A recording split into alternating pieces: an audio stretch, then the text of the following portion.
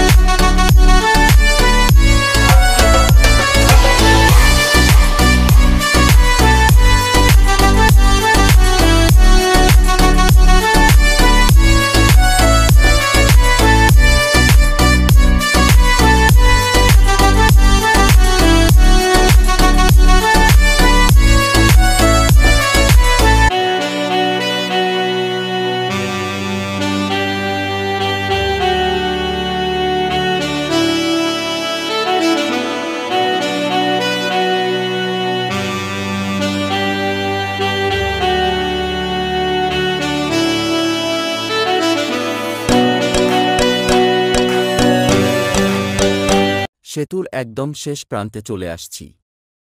এখনই প্রবেশ করব এক নিষ্পেষিত অবহেলিত জেলায়, যেই জেলার মাটির উপর নির্মিত হয়েছে পদ্মা সেতু, কিন্তু সেই জেলায় আজও ভালো কোনো সড়ক নেই। সামনেই শেখ রাসেল সেনানিবাস। শেখ রাসেল সেনানিবাস হল বাংলাদেশের শরীয়তপুরের জাজিরায় অবস্থিত একটি সেনানিবাস।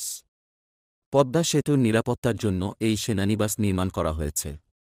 বাংলাদেশ সেনাবাহিনী এই সেনানিবাসের নাম শেখ রাসেলের নামে রেখেছে। 2022 সালের 2 মার্চ তারিখে এই সেনানিবাস উদ্বোধন করা হয়। মুন্সিগঞ্জ জেলার মাওয়া ও শরীয়তপুর জেলার জাজিরা নিয়ে এই সেনানিবাস গঠিত। এটি 235 একর জমি জুড়ে অবস্থিত। এই সেনানিবাসে 3টি প্রধান ইউনিট রয়েছে। 1320 কোটি টাকা ব্যয় নির্মিত।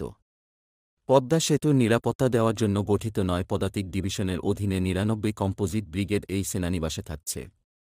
যদিও কখনও এর ভিতরে প্রবেশ করি নাই, তবে বাইরের দিক থেকে অনেকবার দেখেছি, কারণ পদ্মা সেতু থেকে নেমে আমাদের জেলায় প্রবেশ করতেই এই সেনানিবাস চোখে পড়বে। এর ভিতরে একটি স্কুল রয়েছে, যা শিক্ষা ব্যবস্থা খুবই মানসম্মত। এর আশপাশের অঞ্চল খুবই নীরব। এখানকার মানুষের জীবিকার কিছুটা হলে পরিবর্তন এনে দিয়েছে এই সেনানিবাস। মানুষের কর্মস্থল বেড়েছে, সেই সাথে ছেলে মেয়েদের একটি ভালো শিক্ষা প্রতিষ্ঠানে পড়াশোনা করার সুযোগ হয়েছে।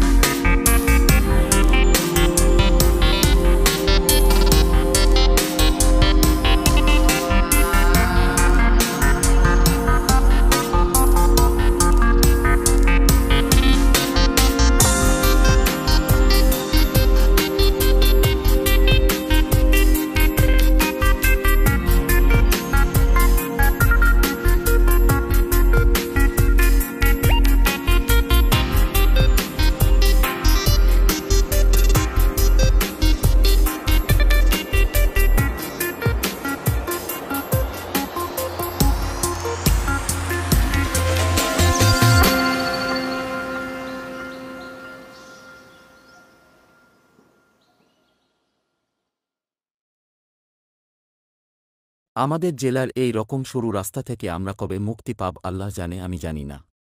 এত সরু রাস্তা ভাঙা দুটো গাড়ি পাশাপাশি ক্রস করতে পারে না। তারপরও আমাদের জেলার নেতারা বলে আমরা নাকি সব পেয়ে গেছি, সিঙ্গাপুর হয়ে গেছে শরীয়তপুর।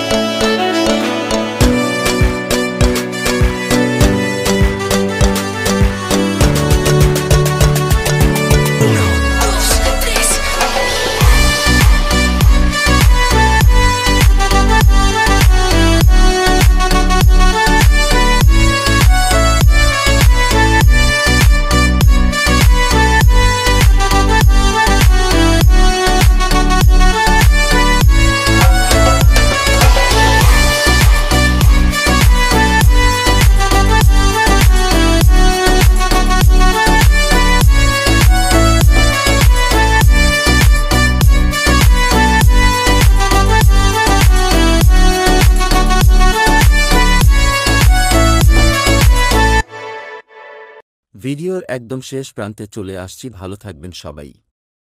আর অবশ্যই বাইক চালানোর সময় হেলমেট নিজে পরবেন এবং যদি পিলিয়ন থাকে তাকেও পরাবেন, প্রয়োজনে অতিরিক্ত সেফটি গিয়ার ব্যবহার করবেন। মনে রাখবেন, সময়ের চেয়ে জীবনের মূল্য অনেক বেশি।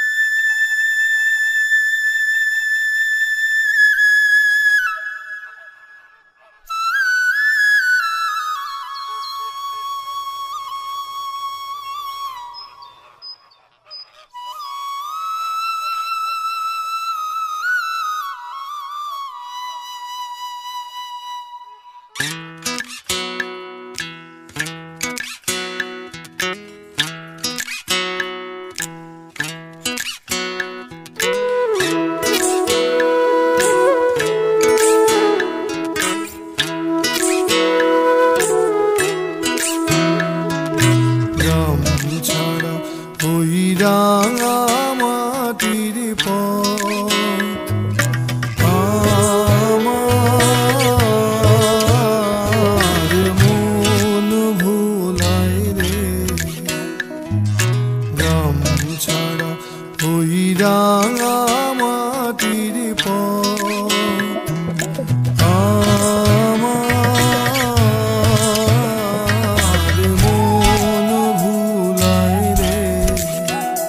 ওরে কার